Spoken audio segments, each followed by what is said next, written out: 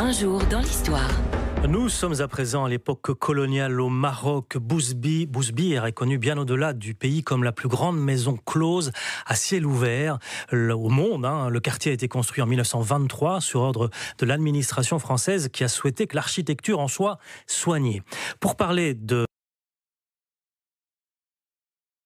cette histoire des lieux, Joanne Ducé reçoit Jean-François Stadzac, professeur au département de géographie de l'Université de Genève et co-auteur avec Raphaël Pieroni du livre Quartier réservé, Bousbir, Casablanca, qui est paru chez Georges Éditeur.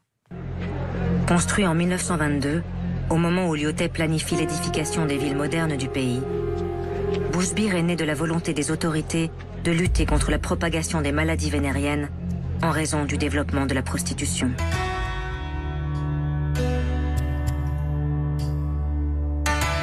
Comment est né le projet de Bousbir ? Ah, ça c'est un mystère parce que c'est le genre d'archives qui ne se conservent pas. Et puis en plus, beaucoup des archives de l'époque ont été perdues au moment de la décolonisation. Mon hypothèse, c'est que ça a été décidé au plus haut niveau de l'administration du protectorat. Et donc je pense que le maréchal Lyautey lui-même était soit au courant, soit à l'initiative du projet, dès la fin des années 1910.